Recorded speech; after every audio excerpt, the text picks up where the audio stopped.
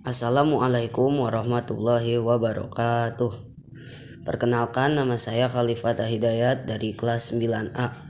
Pada kali ini saya akan membacakan cerpen karya saya yang berjudul Balas Dendam Seorang Anak Petani Miskin. Pada suatu hari di kota Kharkiv, hiduplah seorang anak dari petani yang miskin bernama Stepan Razin. Tugas dia sehari-hari adalah membantu ayahnya bekerja di ladang. Ladang tersebut bukanlah milik keluarga Razin, melainkan milik tuannya yang bernama Ivan Rurikovich. Razin hidup bersama ayah dan pamannya. Ibunya meninggal saat melahirkan dirinya. Walaupun Razin hidup miskin, ia tetap senang. Beberapa bulan telah berlalu. Razin, ayahnya, dan pamannya sedang mengambil hasil panen mereka. Saat sudah malam, Razin pun tidur. Tetapi pamannya Razin mengeluh ke ayahnya Razin. "Mengapa kita bersusah payah bekerja di ladang, tetapi hasil panen dari ladang bukan untuk kita, melainkan untuk tuan kita yang malas dan kejam?" Paman Razin bertanya. "Nah, itulah kewajiban kita sebagai petani yang miskin untuk tuan kita yang dipilih oleh raja. Selain itu, kita juga mendapatkan hasil panen dari ladang walaupun hanya sedikit, tetapi itu masih bisa untuk kita hidup," jawab ayah Razin. "Aku sudah muak dengan pekerjaan ini. Kita sudah bekerja siang dan malam di ladang ini, tetapi hasilnya bukan untuk kita. Lebih baik aku menjadi seorang kosak daripada kerja susah payah," Paman Razin berucap. "Hidup seorang kosak juga cukup sulit. Kamu perlu mencari makan dari alam dan harus selalu berhati-hati jika bertemu dengan pihak pemerintah," jawab ayah Razin. "Aku tidak peduli dengan kata-katamu. Lebih baik aku hidup menjadi seorang kosak daripada menjadi budak pemerintah. Aku akan pergi dari sini besok pagi bersama teman-temanku menuju Sungai Dnieper untuk menjadi kosak," jawab Paman Razin. "Baiklah kalau begitu. Hati-hati di jalan, dan saat kamu sudah kaya dan senang, jangan lupakan kami," jawab ayah Razin. Pada pagi hari, Razin dan ayahnya mengucapkan selamat tinggal ke pamannya. Berapa tahun telah berlalu. Sekarang Razin sudah berumur 16 tahun dan bisa dianggap dewasa. Razin sudah belajar cara bercocok tanam, berkuda, dan cara menggunakan pedang. Razin dan ayahnya tetap berkontak dengan pamannya melalui surat menyurat. Mereka sekarang mengetahui bahwa pamannya Razin adalah seorang pemimpin di kalangan para kosak. Razin ingin bekerja di pasukan Raja Polandia, tetapi ia miskin dan biasanya rakyat jelata seperti Razin hanya bisa menjadi serdadu dan tidak bisa menjadi perwira. Dan ia selalu memikirkan jika dia ikut di pasukan Raja Polandia, siapa yang akan mengurus ayahnya yang sudah tua. Jadi dia tidak bisa bekerja menjadi serdadu, melainkan dia akan tetap membantu ayahnya bekerja di ladang. Beberapa bulan kemudian, Razin dan ayahnya sedang bekerja di ladang. Mereka sedang bekerja, mereka diancam oleh tuannya beserta dengan pasukannya. Kalau mereka tidak mencapai kuota hasil panen mereka, mereka akan dihukum. Saat mereka diancam, salah satu pasukan Tuan Ivan menyerang dan membuat kaki ayah Razin patah. Sekarang Razin sendirian mengurus ladang. Bulan depan adalah waktu pengumpulan hasil panen. Pada saat itu Razin sedang pergi bersama temannya ke sungai untuk memancing. Jadi ayahnya lah yang mengumpulkan hasil panen mereka. Pada saat itu Tuan Ivan melihat ayahnya Razin mengumpulkan hasil panen, tetapi hasil panen tersebut tidak memenuhi kuota. Jadi ayahnya Razin mendapat hukuman, yaitu hukuman mati. Ayahnya Razin langsung digantung di depan petani lain yang sedang mengumpulkan hasil panen. Saat Razin pulang, ia melihat petani lain yang sedang menggali lubang di ladang miliknya.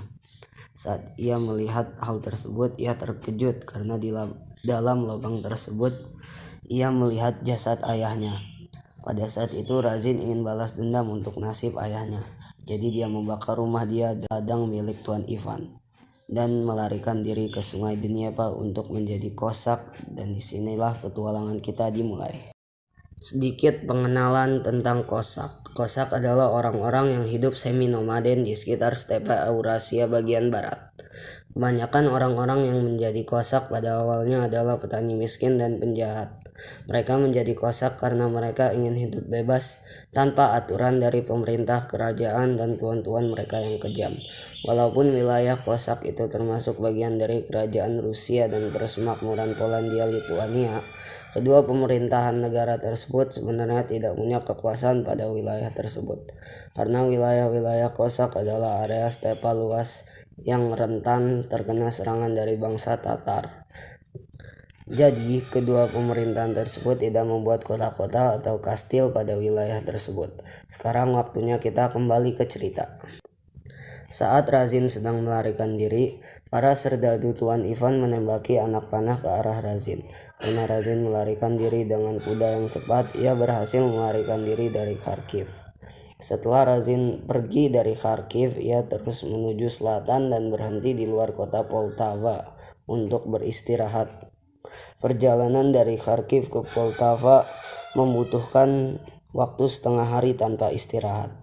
Setelah itu Razin terus mengendarai kudanya untuk menuju benteng Zaporizhia. Saat di malam hari, Razin tiba-tiba dikejar dan diserang oleh 3 anggota suku Tatar. Razin pun dengan cepat mengambil pedangnya. Salah satu dari anggota suku Tatar tersebut pun mengendarai kudanya dengan cepat dan menebas pedangnya ke arah Razin. Tetapi Razin menghadang tebasan tersebut dengan pedangnya. Pada saat itu anggota suku Tatar tersebut kaget dan Razin mengambil kesempatan dengan menusuk dada anggota suku Tatar tersebut. 2 anggota suku Tatar lainnya pun menembaki anak panah ke Razin. Razin pun terkena beberapa dari anak panah tersebut. Pada saat ini Razin pun mengendarai kudanya dengan cepat agar dia tidak terkena anak panah lagi. Razin berhasil melarikan diri dari serangan suku Tatar, tetapi dia terluka parah dan mengalami pendarahan. Di tengah malam, Razin merasa pusing dan tiba-tiba pingsan. Hal tersebut terjadi karena pendarahan yang menerus. Pada saat itu, kudanya Razin tetap berjalan menuju benteng Zaporizhia. Di pagi hari pun mereka tiba di benteng Zaporizhia. Saat mereka tiba, seorang penjaga benteng membawa Razin ke dalam benteng untuk diobati luka-lukanya. Setelah diobati, Razin masih mengalami koma. Pada saat itu Razin dibawa ke tempat istirahat para ketua Kosak. Di sana paman Razin melihat ponakannya yang sedang koma dan menyuruh penjaga benteng untuk membawa Razin ke ruangannya. Pada saat Razin terbangun dari komanya, ia terkejut melihat pamannya dan dia langsung memeluknya. Setelah itu paman Razin pun bertanya, "Mengapa kamu datang ke sini? Apakah kamu ingin menjadi Kosak?" "Paman, ayah dibunuh di depan masa oleh Ivan karena dia tidak memenuhi kuota panen tahun ini," jawab Razin. "Astaga, Ivan, dia mengambil nyawa seseorang hanya karena masalah kecil. Apakah dia belum puas dengan hasil panen dari petani-petani lain yang ia miliki?" Paman Razin berucap. Begitulah sifat para bangsawan. Karena kesombongannya mereka bisa berlaku secara semena-mena ke kita, para rakyat jelata. Padahal kedudukan mereka dengan kita sama-sama manusia di mata Tuhan, jawab Razin. "Siapa yang melukaimu saat menuju ke sini?" tanya paman Razin. "Para anggota suku Tatar," jawab Razin. Mereka menyerang petani lagi. Itu adalah sebuah pelanggaran di perjanjian mereka," paman Razin berkata. "Apakah ada peraturan di wilayah yang luas dan bebas ini?" tanya Razin. "Pasti ada. Para Kosak dan suku Tatar sudah berjanji untuk tidak menyerang atau menjarah wilayah sesama, dan suku Tatar dilarang untuk menyerang petani yang ingin menjadi seorang Kosak," jawab paman Razin. "Jadi, apa yang para Kosak akan lakukan?" tanya Razin. "Para Kosak akan membalas dengan mendeklarasikan perang, mengambil sebagian wilayah suku Tatar, dan menjarah yang lainnya," jawab paman Razin. Paman Razin bertanya lagi, "Apakah kamu menginginkan balas dendam atas kematian ayahmu, nak?" Razin pun menjawab, "Iya, ayahku tidak layak untuk meninggal seperti itu. Dan aku bersumpah kepada Tuhan, Ivan akan mendapatkan nasib yang lebih buruk dari ayahku."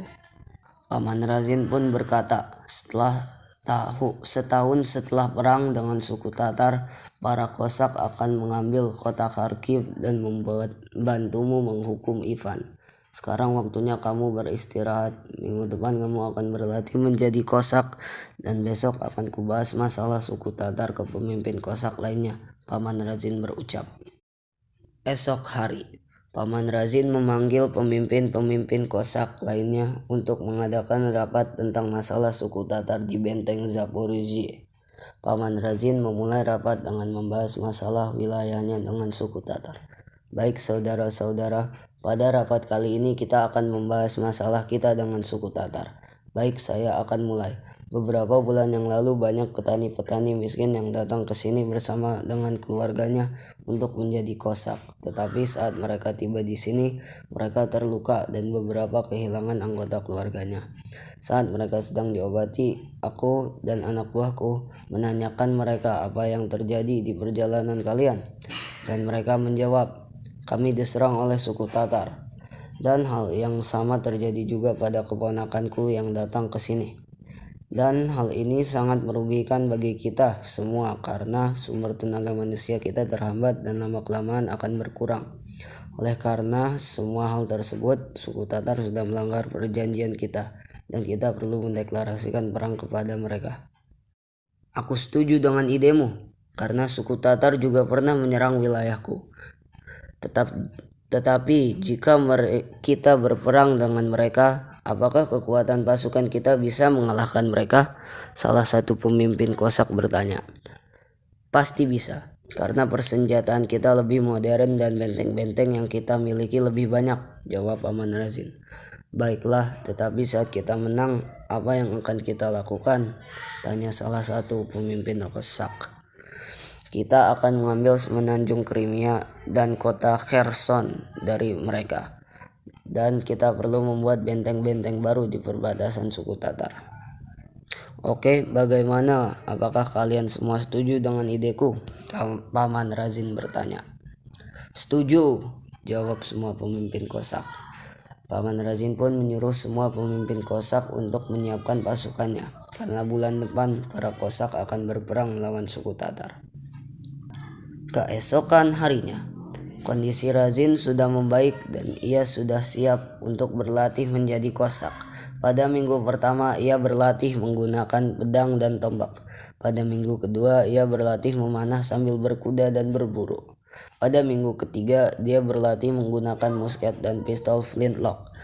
Pada minggu keempat dia berlatih memimpin pasukan kavaleri Kosak. Razin dilatih oleh paman. Razin pun sekarang siap untuk mengikuti perang melawan suku Tatar. Para Kosak memulai perang dengan menyerang dan menjarah kota Azov dan Kherson. Setelah itu para Kosak juga menyerang pasukan-pasukan bangsawan suku Tatar. Suku Tatar pun melawan balik dengan menyerang desa-desa para Kosak dan mengepung benteng mereka. Walaupun suku Tatar mengepung benteng para Kosak, mereka tidak bisa menyerang benteng tersebut karena persenjataan pelindung benteng tersebut cukup modern pada masanya. Contoh persenjataan benteng-benteng para Kosak adalah meriam, arkebus, dan musket. Sedangkan persenjataan yang dipakai untuk menyerang benteng adalah katapult dan onager. Serta saat pasukan suku Tatar melawan pasukan suku Kosak pada pertempuran terbuka, pasukan suku Tatar kalah unggul karena persenjataan pasukan Kosak yang modern. Beberapa bulan telah berlalu dan para Kosak mengetahui bahwa sebentar lagi mereka akan menang. Para Kosak pun melakukan blokade terhadap semenanjung Crimea yang merupakan ibu kota suku Tatar. Pasukan-pasukan suku Tatar yang berada di semenanjung Crimea lama-kelamaan pun kelaparan dan banyak yang mati di sana. Setelah sebulan semenanjung Crimea diblokade, para Kosak pun menyerang pasukan-pasukan suku Tatar di semenanjung Crimea. Pada saat pertempuran dimulai, Razin diberi tugas oleh pamannya untuk memimpin kavaleri pasukan Kosak. Kavaleri Kosak diberi tugas untuk mengejar dan menyerang pasukan pemanah berkuda suku Tatar dan menyerang kavaleri suku Tatar, serta untuk menyerang sisa-sisa pasukan suku Tatar yang melarikan diri dari pertempuran. Pemimpin pasukan Kosak adalah pamannya Razin, sedangkan pemimpin pasukan suku Tatar adalah raja suku Tatar. Pertempuran dimulai dengan para Kosak memosisikan masketir dan arkebusier di barisan paling depan, dan di belakang mereka adalah pasukan infanteri. Kavaleri berada di samping infanteri. Serdadu dalam pasukan Kosak ada 5.000 orang. Serdadu dalam pasukan suku Tatar ada 7.500 orang. Raja suku Tatar menyuruh pasukan pemanah berkuda untuk mengelilingi pasukan Kosak dan menembaki mereka dengan anak panah. Saat penyerangan tersebut dilakukan, arquebusier dan masketir Kosak menembaki pasukan pemanah berkuda. Hasil dari perlawanan ini adalah banyak pasukan pemanah berkuda suku Tatar yang meninggal, jatuh dari kudanya, dan melarikan diri dari pertempuran. Saat pasukan pemanah berkuda sedang melarikan diri dari pertempuran, kavaleri pasukan Kosak mengejar dan menyerang mereka sehingga posisi pasukan pemanah berkuda suku Tatar hancur dan semuanya meninggal dalam pertempuran. Setelah mengetahui bahwa pasukan pemanah berkudanya hancur, Raja suku Tatar menyuruh kavalerinya untuk mengejar pasukan kavaleri Kosak dan menyerang pasukan arquebusier dan masketir Kosak. Pertempuran kecil terjadi antara kavaleri suku Tatar dengan kavaleri Kosak, di mana pada akhirnya kavaleri Kosak memancing pasukan kavaleri suku Tatar masuk ke jarak tembak arquebusier dan masketir. Kemudian arquebusier dan masketir pun menembakkan senjata mereka. Banyak pasukan kavaleri yang mati pada saat penembakan terjadi. Sisa-sisa pasukan kavaleri suku Tatar mencoba untuk menyerang arquebusier dan masketir Kosak, tetapi mereka diserang balik oleh infanteri Kosak. Pada pertempuran tersebut hanya sedikit pasukan Kosak yang mati, sedangkan banyak pasukan kavaleri suku Tatar yang mati. Mengetahui kekalahannya, Raja suku Tatar menyuruh ke seluruh pasukan infanterinya untuk menyerang pasukan Kosak. Saat pasukan infanteri suku Tatar mulai berjalan menuju pasukan Kosak, arquebusier dan musketir pun mulai menembaki infanteri suku Tatar. Lama-kelamaan banyak pasukan suku Tatar yang mati karena dihujani peluru oleh arquebusier dan musketir Kosak. Saat banyak pasukan yang mati, para pasukan suku Tatar pun banyak yang kehilangan semangat untuk bertarung. Jadi banyak yang melarikan diri dari pertempuran. Saat melihat banyak dari pasukannya yang mati dan melarikan diri, Raja suku Tatar pun juga ikut melarikan diri bersama dengan perwira-perwiranya. Razin melihat hal tersebut dan dia bersama dengan pasukan kavalerinya mengejar sang raja. Razin menyuruh pasukannya untuk tidak membunuh sang raja. Saat pasukan Razin bertemu dengan sang raja dan perwira-perwiranya, mereka menyerang kuda raja dan perwira-perwiranya agar mereka jatuh dari kuda mereka dan dengan mudah mereka ditangkap. Razin menyerang sang raja dengan memukul kepala raja dengan gagang pistol. Sang raja pun pingsan. Saat ia pingsan, banyak dari perwira-perwiranya yang tertangkap oleh Razin dan pasukan kavaleri Kosaknya. Mereka diberikan kepada paman Razin setelah pertempuran berakhir. Beberapa jam kemudian sang raja bangun dari komanya dan ia kaget melihat dirinya ada di tenda bersama dengan pemimpin-pemimpin Kosak. Pemimpin para Kosak memaksa raja suku Tatar untuk menyerah dan memberikan wilayah Kherson dan semenanjung Crimea kepada para Kosak. Sang raja pun menyetujui dan menandatangani perjanjian damai tersebut. Di hari esoknya, sang raja menyuruh rakyatnya dan pasukannya yang ada di semenanjung Crimea dan wilayah Kherson untuk pergi dari wilayah tersebut. Setelah perang berakhir dengan suku Tatar, Razin naik pangkat menjadi perwira untuk pamannya. Dan dia naik pangkat karena keberanian dan kecerdasannya dalam menangkap raja suku Tatar.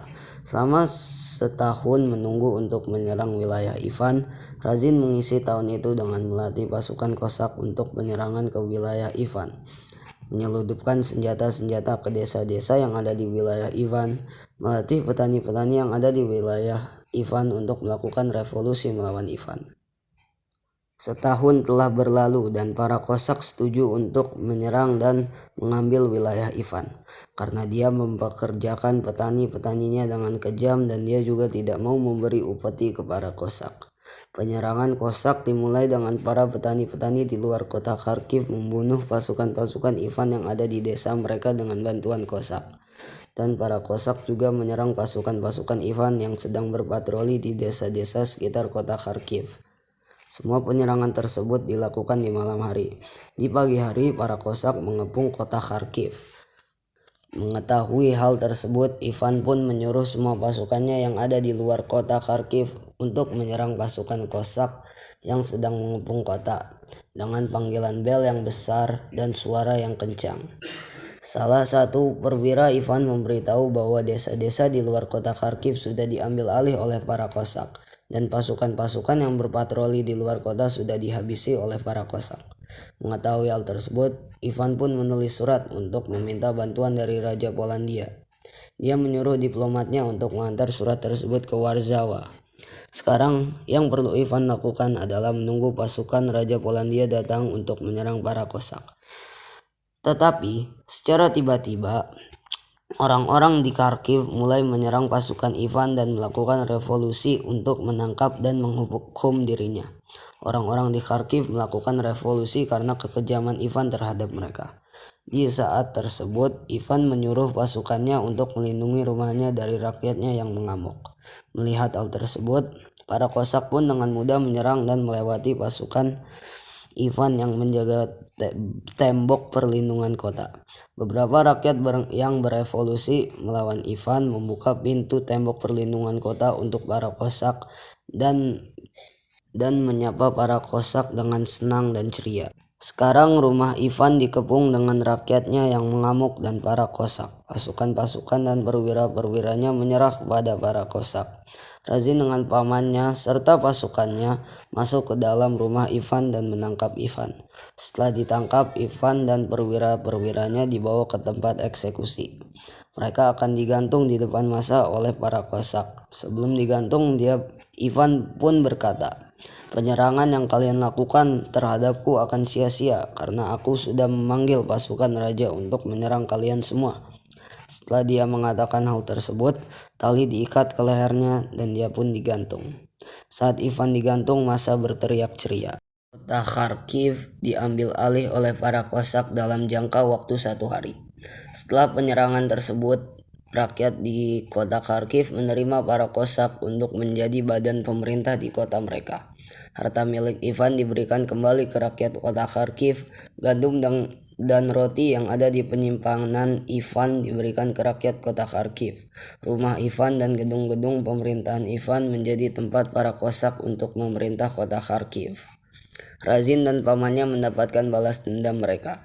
Mereka merasa senang, tetapi mereka juga merasa gelisah karena pasukan Raja Polandia yang akan datang. Tiba-tiba, seorang diplomat dari kerajaan Polandia datang ke kota Kharkiv. Diplomat tersebut ingin berbicara dengan pemimpin-pemimpin para Kosak tentang surat perjanjian damai dari Raja Polandia.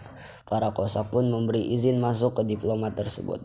Diplomat tersebut memberikan surat dari Raja Polandia ke pemimpin para Kosak. Isi surat tersebut adalah: 1. Wilayah para Kosak menjadi bagian dari wilayah persemakmuran Polandia-Lituania.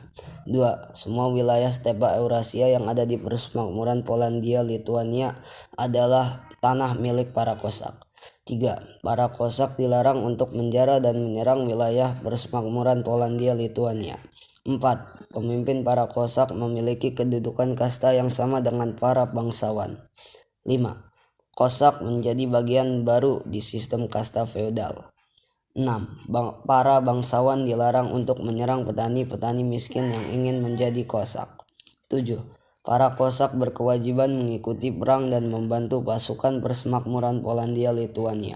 8. Pemerintah dilarang untuk mempajak para Kosak.